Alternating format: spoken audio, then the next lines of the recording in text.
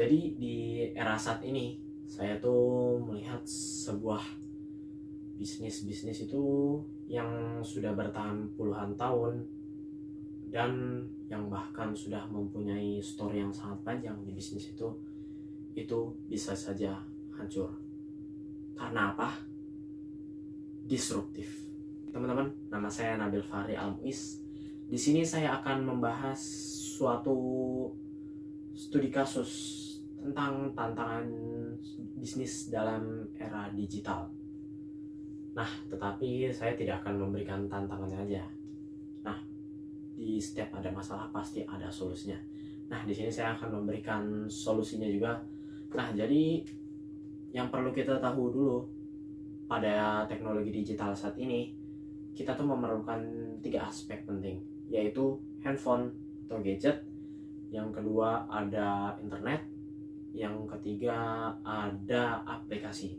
Nah, ketiga aspek itu saling bersinergi, karena jika tidak ada salah satunya maka teknologi digital tidak akan seoptimal sekarang.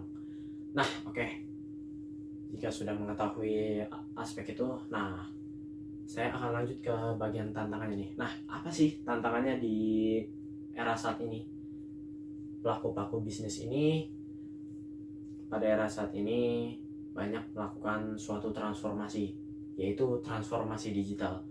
Nah, transformasi digital ini dalam bentuk mendigitalisasi suatu proses bisnis yang dilakukan suatu bisnis. Contohnya, saya punya bisnis baju. Nah, saya bisa mengautomatisasikan dengan cara membuat aplikasi kasir, sehingga pencatatan pembelian ataupun stok inventory di dalam toko saya itu bisa tercatat dengan baik. Nah, lalu saya bisa membuat marketing di sosial media, yang mana sekarang tuh lebih efisien dibandingkan dengan sebelum adanya transformasi digital. Sebelum adanya transformasi digital, kan kita tuh perlu brosur untuk kita memperkenalkan produk kita kepada customer. Nah, dengan adanya teknologi ini seperti sosial media, TikTok, Instagram, ataupun Facebook dan lain-lain, itu tuh mempermudah kita dalam mencakup customer yang lebih luas. Dan di zaman internet ini itu skalanya global. Jadi karena kita juga berskala global, dan itu juga menjadi suatu tantangan ya. Jadi karena skalanya global, jadi saingan kita tuh secara global juga gitu. Nah, itu dia membuat tantangannya suatu bisnis di era saat ini. Di era ini juga customer itu menjadi ekspektasinya tuh lebih tinggi, alias itu perubahan perilaku customer ya. Dia menginginkan suatu produk dengan ekspektasi yang lebih tinggi.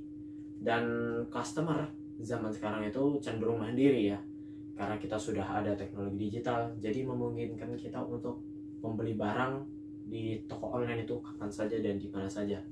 Dibandingkan dengan zaman dulu ya, kita tuh harus pergi ke pasar atau ke toko baju secara langsung untuk membeli baju, ke pasar untuk membeli barang secara langsung ke pedagang. Nah, sekarang tuh dengan adanya teknologi digital seperti aplikasi e-commerce, Shopee, Tokopedia, nah itu tuh mempermudah kita dalam melakukan aktivitas jual beli.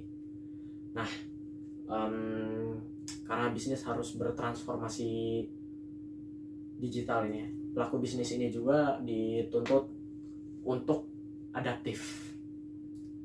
Nah, karena teknologi yang sangat cepat, maka kita sebagai owner bisnis juga kerjanya harus cepat dan mengikuti teknologi yang ada agar kita tidak terlindas oleh teknologi. Nah, pilihannya kan kita mengikuti teknologi atau tidak gitu kan. Nah, jika kita mengikuti teknologi, maka bisnis kita kemungkinan besar akan berkembang juga. Nah, di balik tantangan ini, solusinya itu saya ada untuk mengoptimalkan bisnis ini tetap berjalan adalah memerlukan 4 framework utama di dalam suatu bisnis. Nah, yang pertama ini adalah bagian produksi. Nah, barang apa sih yang kita jual gitu kan? Barang apa yang akan kita jual kepada customer kita?